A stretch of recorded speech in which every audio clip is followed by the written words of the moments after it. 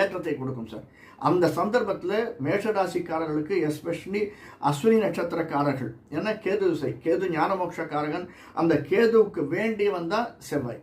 ஏன்னா அந்த வீட்டுக்கு அதிபதி, அந்த வீட்டுக்கு உடையவன், 2 பேரும் இருக்கக்கூடியது. அதனால செவ்வாயில் நமக்கு வெளிநாடு செல்வதற்கான சாத்தியக்கூறுகள் இருக்கு.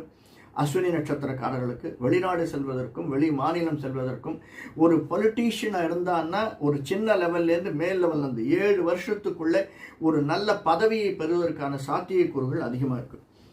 இதற்கு அடுத்து இருக்கக்கூடியது ராகு தசை, அதற்கு அடுத்து இருக்கக்கூடியது புதன் தசை, குரு தசை.